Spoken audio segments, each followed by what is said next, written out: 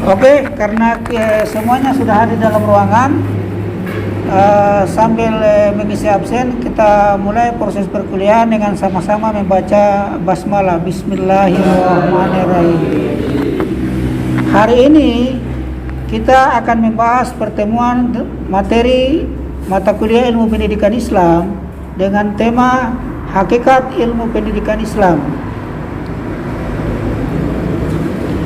Tujuan pembelajaran dari materi hakikat ilmu pendidikan Islam adalah setelah proses pemaparan materi ini, mahasiswa diharapkan memiliki kemampuan akhir, yaitu mampu menunjukkan hakikat ilmu pendidikan Islam meliputi: 1. Mahasiswa mampu menunjukkan pengertian pendidikan Islam. 2. Mahasiswa mampu menunjukkan sumber hukum pelaksanaan pendidikan Islam. 3. Mahasiswa mampu menunjukkan tujuan pendidikan Islam. Dan yang keempat, mahasiswa mampu menunjukkan fungsi dari pendidikan Islam. Jadi ada 4 poin capaian pembelajaran akhir yang diharapkan dapat dicapai mahasiswa setelah adanya proses pembelajaran mata kuliah hakikat pendidikan Islam. Pengertian pendidikan Islam. Secara struktur bahasa, pendidikan Islam terdiri dari 2 suku kata, yaitu kata pendidikan dan Islam. Pendidikan berarti proses pengubahan sikap dan tata laku seseorang atau kelompok orang dalam usaha mendewasakan manusia melalui upaya pengajaran dan pelatihan. Sementara Islam berarti agama yang diajarkan oleh Nabi Muhammad SAW berpedoman kepada kitab suci Al-Quran yang diturunkan ke dunia melalui wahyu Allah. Hal ini memberikan pemahaman bahwa secara bahasa, pendidikan Islam dapat dipahami sebagai upaya-upaya yang dilakukan oleh manusia dalam kehidupan untuk mengubah sikap dan tata laku atau seseorang atau kelompok lewat pengajaran atau latihan agar dalam kehidupan sesuai dengan ajaran agama Islam yang dibawa oleh Nabi Muhammad SAW.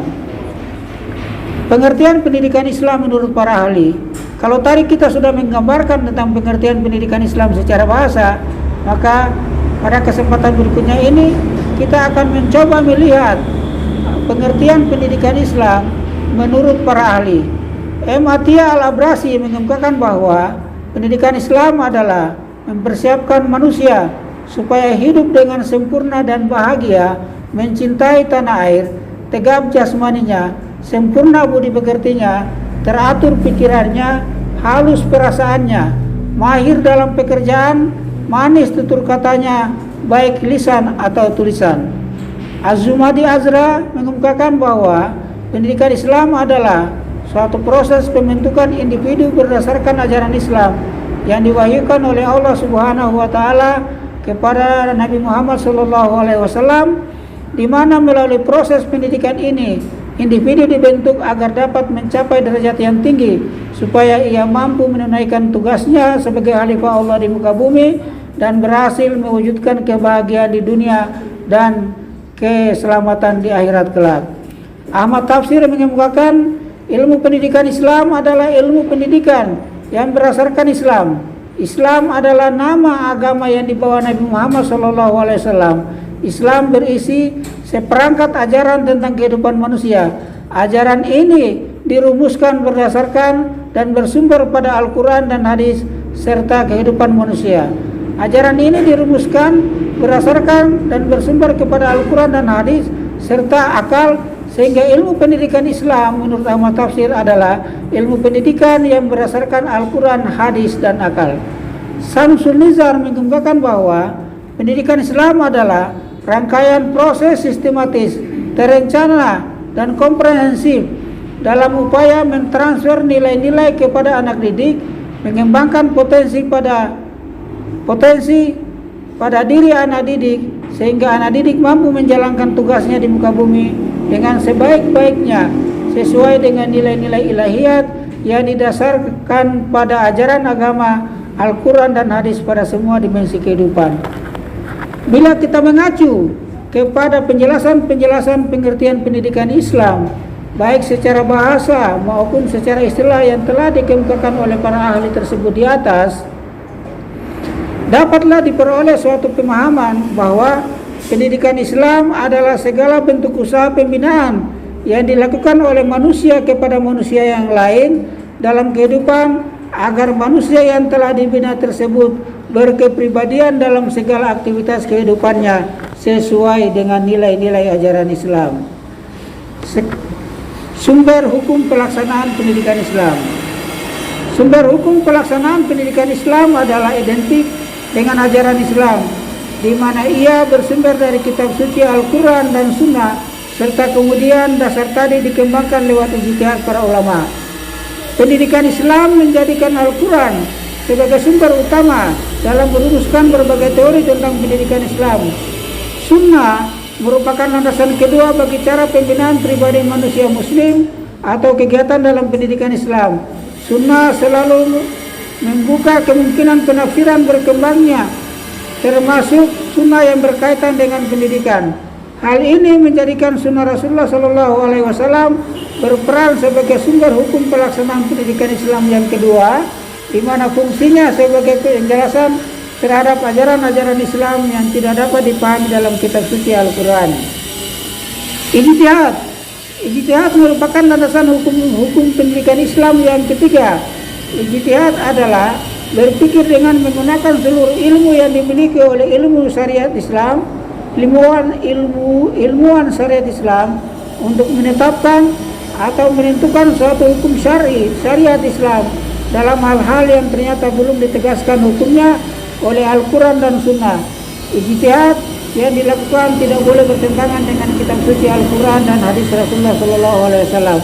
Jadi pada prinsipnya sumber hukum pelaksanaan pendidikan Islam itu ada tiga, yaitu pertama kitab suci Al-Quran, yang kedua sunnah Rasulullah SAW, yang ketiga adalah ijtihad para ulama. Tujuan pendidikan Islam. Para ahli pendidikan Islam telah mengembangkan tujuan pendidikan Islam dalam redaksi yang berbeda-beda. Imam Al-Ghazali berpendapat bahwa tujuan pendidikan Islam adalah kesempurnaan insan di dunia dan di akhirat. Muhammad Nurli Mursa mengungkapkan, tujuan terpenting pendidikan Islam adalah tercapainya kesempurnaan insani, karena Islam sendiri merupakan manifestasi tercapainya kesempurnaan agamawi. M. Atiyah Al-Abrasi berpendapat bahwa tujuan tertinggi pendidikan Islam adalah tercapainya akhlak yang sempurna atau keutamaan. Abu Fatah Jalal berpendapat bahwa tujuan akhir pendidikan Islam adalah menjadikan manusia sebagai abdi atau hamba Allah. Untuk itu, mengacu pada pendapat para ahli tersebut tentang tujuan pendidikan Islam, dapatlah dikemukakan suatu asumsi bahwa tujuan pendidikan Islam adalah terbentuknya pribadi-pribadi muslim yang sesuai dengan nilai-nilai ajaran Islam. Fungsi pendidikan Islam. Fungsi pendidikan Islam ada tiga. Pertama, mengembangkan wawasan yang tepat dan benar mengenai jati diri manusia dan alam sekitarnya dan mengenai kebesaran nilai. Yang kedua, membebaskan manusia dari segala anasir yang dapat merendahkan martabat manusia atau fitrah manusia, baik yang datang dari dalam dirinya sendiri maupun dari luar dirinya. Yang ketiga, mengembangkan ilmu pengetahuan untuk menopang dan memajukan kehidupan baik individu maupun sosial. Oke, sekarang kita masuk pada tahapan diskusi. Saya persilakan dari kaum Hawa 2 orang yang bertanya dan dari kaum Adam 2 orang yang bertanya. Kita mulai dari kaum Adam dulu, silakan. Ya, Assalamualaikum warahmatullahi wabarakatuh. Waalaikumsalam warahmatullahi wabarakatuh. Perkenalkan, nama saya Mulyadi. Yang ingin saya pertanyakan dari materi yang disampaikan oleh Bapak terkait mengenai ilmu pendidikan Islam, yaitu siapa saja yang bertanggung jawab dalam pengoptimalan pengelolaan kegiatan pendidikan Islam. Oke, mantap. Lanjut, yang selanjutnya. Bismillahirrahmanirrahim. Assalamualaikum warahmatullahi wabarakatuh. Waalaikumsalam warahmatullahi wabarakatuh.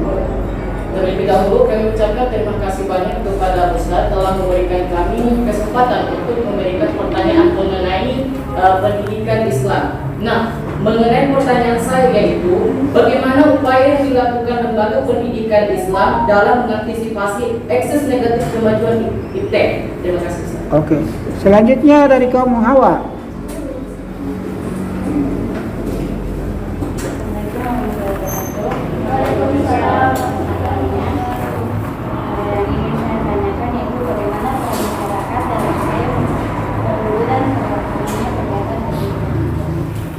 Oke, yang terakhir dari kaum Hawa. Silakan. Sebelumnya terima kasih kepada Bapak atas kesempatan untuk menjawab pertanyaan. Pertanyaan kami itu apa peran orang tua dalam upaya perwujudan kegiatan pendidikan agama Islam? Oke, untuk tidak membuang-buang waktu, saya mulai menjawab satu. Pertanyaan pertama yaitu tentang siapa saja yang bertanggung jawab dalam pengoptimalan pengelolaan kegiatan pendidikan Islam. Prinsipnya, pengoptimalan pengelolaan kegiatan pendidikan Islam itu memerlukan kerjasama dari semua pihak yang terlibat, serta komitmen untuk terus meningkatkan kualitas relevansi pendidikan Islam sesuai dengan perkembangan zaman dan kebutuhan masyarakat. Bila semua pihak, baik pihak pemerintah, lembaga pendidikan, guru dan pengajar, orang tua dan masyarakat dan yang lainnya itu berperan dengan baik, maka pengoptimalan pengelolaan kegiatan pendidikan Islam itu dapat diwujudkan. Sekarang kita lanjut ke pertanyaan yang kedua. Bagaimana upaya yang harus dilakukan lembaga pendidikan Islam dalam mengantisipasi ekses negatif kemajuan ilmu pengetahuan dan teknologi? Lembaga pendidikan Islam dapat mengambil berbagai upaya untuk mengantisipasi ekses negatif kemajuan ilmu pengetahuan dan teknologi dalam konteks pendidikan dan agama. Bahwa upaya yang dilakukan lembaga pendidikan Islam mengantisipasi ekses negatif kemajuan iptek itu pada intinya satu, pengembangan kurikulum yang seimbang, yang kedua pendidikan etika dan moral, yang keempat pelatihan guru, yang ketiga pelatihan guru, yang keempat pendampingan dan pengawasan aktivitas online, yang kelima penguatan identitas keagamaan, yang keenam kerjasama dengan orang tua, yang ketujuh pengembangan platform pendidikan Islam online, yang kedelapan studi kasus dan diskusi, yang kesembilan mengikuti perkembangan teknologi. Sekarang kita masuk ke pertanyaan yang ketiga. Bagaimana peran masyarakat dalam upaya perwujudan pelaksanaan kegiatan pendidikan Islam? Peran masyarakat sangat penting dalam upaya perwujudan pelaksanaan kegiatan pendidikan Islam. Pendidikan Islam bukan hanya tanggung jawab lembaga pendidikan atau pemerintah saja, tetapi juga merupakan tanggung jawab bersama masyarakat muslim. Berikut adalah beberapa peran masyarakat dalam upaya mewujudkan pendidikan Islam yang berkualitas. 1. Dukungan moral dan motivasi. Masyarakat dapat memberikan dukungan moral kepada siswa, guru, dan lembaga pendidikan Islam. Mereka dapat memberikan motivasi kepada anak-anak mereka dan mendorong mereka untuk belajar dan menjalani pendidikan Islam dengan penuh semangat. Kedua, partisipasi dalam lembaga pendidikan. Masyarakat dapat aktif berpartisipasi dalam lembaga-lembaga pendidikan Islam sebagai anggota komite sekolah atau lembaga pengelola.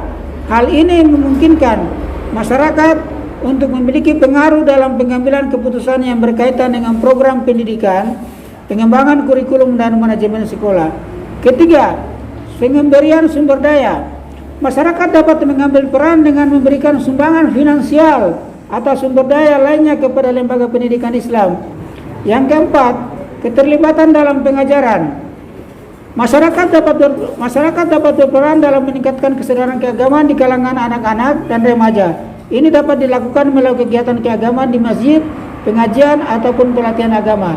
Yang keenam, pemantauan dan evaluasi. Masyarakat dapat berperan dalam memantau dan mengevaluasi kualitas pendidikan Islam yang diberikan oleh lembaga pendidikan. Mereka juga memiliki peran penting dalam pendidikan keluarga. Mereka harus memberikan pendidikan agama di rumah, memastikan anak-anak mereka memahami nilai-nilai agama, dan memberikan contoh yang baik dalam praktek keagamaan.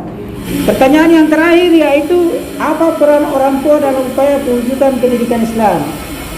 Peran orang tua dalam upaya perwujudan pendidikan Islam sangat penting karena pendidikan Islam tidak hanya terbatas pada lingkup sekolah dan madrasah saja, tetapi juga harus diperkuat melalui pendidikan di rumah.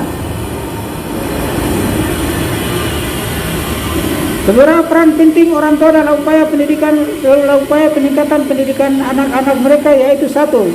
Orang tua harus menjadi teladan yang baik dalam praktik-praktik ajaran agama Islam bagi anak.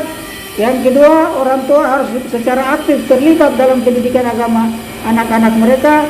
di mana mereka bisa membantu anak memahami ajaran Islam, mengajar mereka membaca Al-Quran dan menjelaskan makna dari berbagai aspek agama.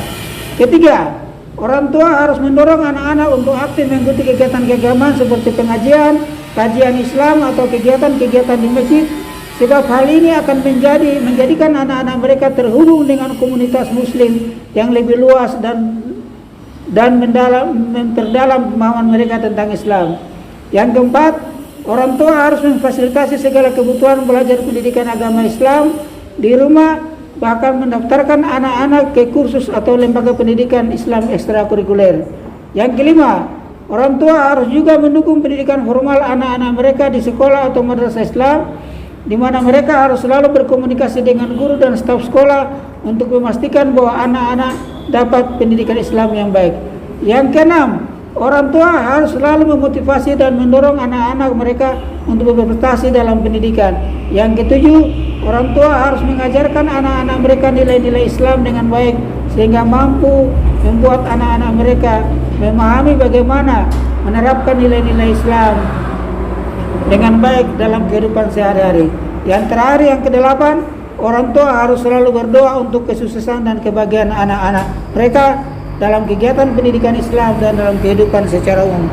Dengan peran aktif dari orang tua dalam pendidikan Islam terhadap anak-anak mereka, maka orang tua dapat membantu memastikan bahwa nilai-nilai agama dan moral pendidikan Islam menjadi bagian integral dari kehidupan mereka dan membantu mereka tumbuh menjadi individu yang saleh dan salehah. Jadi pada prinsipnya orang tua punya tanggung jawab yang sangat besar dalam mengupayakan agar anak-anaknya bisa terbentuk karakter pendidikan Islam dalam dirinya dan terimplementasi dalam perilaku dalam kehidupan sehari-hari. Ingin ditanyakan terkait apa yang saya jelaskan? Sudah tidak ada ya? Ya kalau sudah tidak ada, kita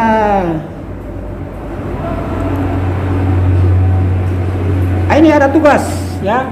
Nanti minggu pertemuan berikutnya silakan kalian bikin resume, masing-masing mahasiswa membuat resume materi tentang hakikat ilmu pendidikan Islam dari buku ilmu pendidikan Islam karangan Khalid Hanafi dan kawan-kawan.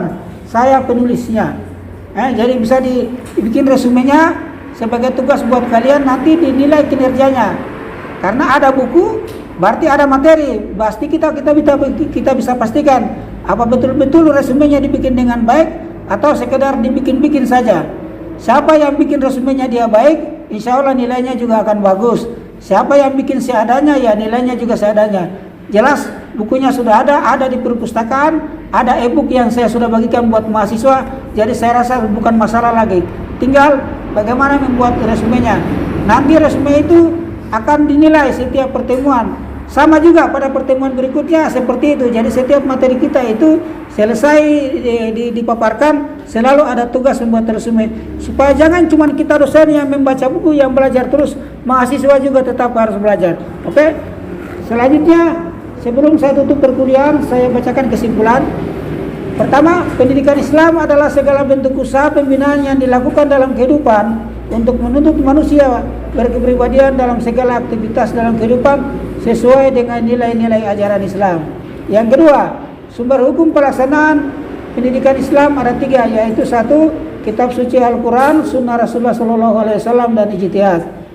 Tujuan pendidikan Islam adalah terbentuknya pribadi-pribadi muslim yang sesuai dengan nilai-nilai ajaran Islam. Fungsi pendidikan Islam adalah mengembangkan wawasan yang tepat dan benar tentang jati diri, membebaskan manusia dari segala anasir yang dapat merendahkan martabat dan mengembangkan ilmu pengetahuan untuk menopang serta memajukan kehidupan. Referensi yang dapat digunakan: Khalid Hanafi, bukunya Ilmu Pendidikan Islam; Ajmadi, Ideologi Pendidikan Islam; Ahmad Tafsir, Ilmu Pendidikan Islam; Ahmadi dan Syukri Nafis, Manajemen Pendidikan Islam; Buhari Umar, Ilmu Pendidikan Islam; Haramayulis, Ilmu Pendidikan Islam; Nur Uhdiyati, Dasar-dasar Ilmu Pendidikan Islam; Soleha dan Rada, Ilmu Pendidikan Islam; Zakia Darajat dan kawan-kawan Ilmu Pendidikan. Jadi kalau adik-adik mahasiswa ingin memperdalam pembahasan kita tentang hakikat ilmu pendidikan Islam, bisa selain buku saya Khalid Hanafi dan kawan-kawan Ilmu Pendidikan Islam, bisa juga dibaca buku-buku yang lain tadi. Saya rasa pertemuan kita hari ini sampai di sini. Lebih dan kurangnya saya mohon maaf. Kalau ada benarnya itu datangnya dari Allah Subhanahu wa taala, kalau ada salahnya dari saya itu datang dari pribadi saya. Akhirul kalam, saya tutup perkuliahan ini dengan mengucapkan Allahumma fi ila aqwamit thariq. Wassalamualaikum warahmatullahi wabarakatuh. Waalaikumsalam.